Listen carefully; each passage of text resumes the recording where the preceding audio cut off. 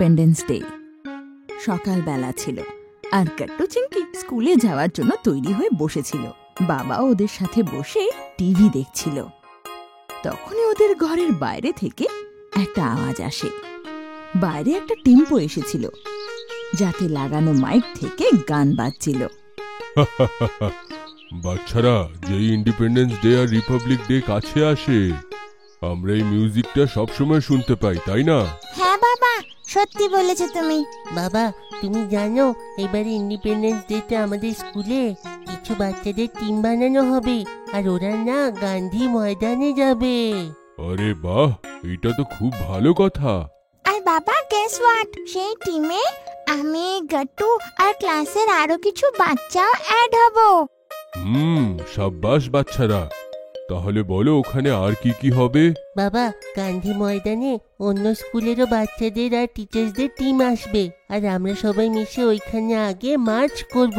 আর তারপর সেখানে আমন্ত্রিত আমাদের চিফ গেস্ট ফ্ল্যাগ হোস্ট করবে। হ্যাঁ, শুধু এইটা নয় বাবা, অন্য স্কুল থেকে এমন বাচ্চারাও আসবে যারা ডান্স মিউজিক করবে। আমাদের স্কুল থেকেও সিনিয়রসদের গ্রুপ যাবে যে ডান্স করবে। তখনই মা সেখানে বাবা আর গাট্টু চিংকির টিফিন বক্স নিয়ে আসে। আরে বাহ, এটা তো দারুণ কথা। কিন্তু এই নে, তাড়াতাড়ি টিফিন বক্স ব্যাগে রাখ আর তাড়াতাড়ি কর, না হলে তোদের স্কুলে যেতে আর বাবার অফিস যেতে লেট হবে। চ চ। গাট্টু চিংকি বাবার সাথে স্কুলে চলে যায়। ইন্ডিপেন্ডেন্স ডে অবধি গাট্টু চিংকি নিজের স্কুলের টিমের সাথে খুব মার্চ প্র্যাকটিস করে। গাট্টুর সবার আগে দাঁড়ায় ফ্ল্যাগ হাতে নিয়ে, আর বাকিরা গাট্টুর পেছনে দাঁড়িয়ে মার্চ করতে থাকে। আর শেষমেশ ইন্ডিপেন্ডেন্স ডে চলে আসে।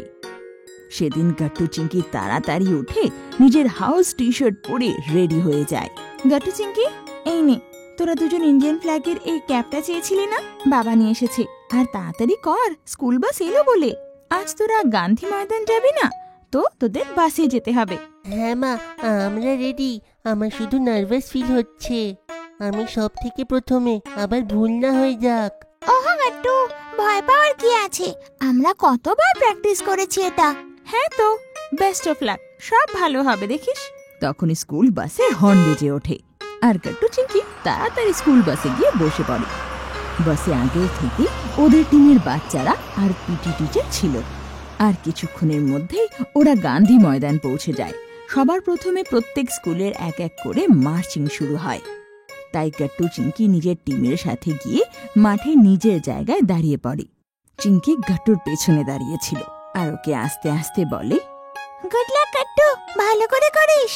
আর কিছুক্ষণের মধ্যেই মার্চ শুরু হয়ে যায় আর গাট্টু নিজের ইন্ডিয়ান ফ্ল্যাগ নিয়ে সামনে দাঁড়িয়ে পড়ে। গাট্টুর সাথে সাথে অন্য স্কুল থেকে আসা টিম লিডাররা বলে ওঠে, attention, stand at is. Attention, stand at is. তারপর যে টিচার থেকে কমান্ড পায় ওরা সবাই একসাথে এগিয়ে যায় আর মার্চ কমপ্লিট করে। গাট্টু তো সবার সামনে দাঁড়িয়ে নিজের টিমকে লিড করতে খুব প্রাউড ফিল হচ্ছিল। কিছুক্ষণ পর মার্চ শেষ হয়ে যায় আর সব বাচ্চারা সিটে বসে পড়ে। তারপর ডান্স পারফরমেন্স শুরু হয়। গাট্টু, তুই দারুণ করেছিস সত্যি। না না চিংকি, তোমরা সবাই আর অন্য স্কুল থেকে এসে থাকা বাচ্চারাও খুব ভালো করলো। হ্যাঁ, চ এবার ডান্স পারফরমেন্স দেখি, তারপর ফ্ল্যাগ হোস্টিংও তো হবে। গাট্টু চিংকি তারপর নিজের নিজের সিটে বসে ডান্স পারফরমেন্স দেখতে লাগে। ওদের সিনিয়রসরা জয় হো, দেশ রঙ্গিলা আর মা তুঝে সালাম গানে নাচে।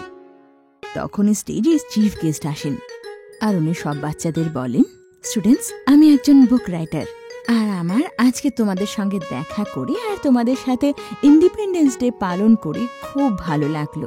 তোমরা নিজেদের পারফরমেন্স এবং মার্চিং খুবই উদ্যমতার সাথে করেছো। আশা করি তোমাদের পড়াশোনাও তোমরা এত উদ্যমতার সাথেই করবে আর নিজের দেশের ভবিষ্যৎ উজ্জ্বল করবে। এই প্রোগ্রামের শেষে আমার তরফ থেকে তোমাদের সবার জন্য একটা সামান্য উপহার রইল, সেটাকে নিজের কাছে খুব যত্নে রেখো। Thank you. তারপর ম্যাম ফ্ল্যাগ হোস্টিং করেন আর ইন্ডিপেন্ডেন্স ডে এর প্রোগ্রাম শেষ হয়ে যায়। গাট্টু, ম্যাম বলছিলেন যে আমাদের জন্য গিফট আছে, তোর কি মনে হয় কি হবে সেটা? গাট্টু কিছু বলতো তার আগে সেখানে পিটি স্যার চলে আসেন আর ওনার টিমের সবাইকে গিফট দিতে লাগেন। তারপর সব বাচ্চারা বাসে বসে নিজের নিজের ঘরে চলে আসে। বিকেল হয়ে যায়। মা বাবা অধৈর্যভাবে গাট্টু চিংকির অপেক্ষা করছিল। আরে বাচ্চারা, তোমরা এসে গেলে তো। কেমন রইলো আজকের দিন? খুব ভালো ছিল বাবা, আর তুমি জানো সব ভালো করে হয়েছে। আমরা সারপ্রাইজ গিফটও পেয়েছি। আরে মা, এটা কি? মা, তুমি খুলে দেখো না। মা গাট্টু চিংকির পাওয়া সেই গিফট খুলে দেখে, যাতে একটা ছোট্ট বই ছিল, যেটা ম্যামই লিখেছিল, যিনি চিফ গেস্ট ছিলেন। বাহ বাচ্চারা, এই বইতে তো ভারতের ইন্ডিপেন্ডেন্সের ব্যাপারে অনেক কিছু লেখা আছে। তোমরা এটা ভালো করে পড়ো, তাহলে তোমরা দেশের ব্যাপারে জানতে পারবে। তবে তো আমরা নিশ্চয়ই পড়বো বাবা।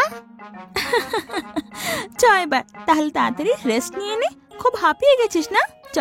এইভাবে গাট্টু চিংকি খুব ভালোভাবে ইন্ডিপেন্ডেন্স ডে সেলিব্রেট করে। আমাদের ভিডিও ভালো লেগে থাকে তো আমাদের ভিডিওকে লাইক করুন, কমেন্ট করুন আর সাবস্ক্রাইব করুন।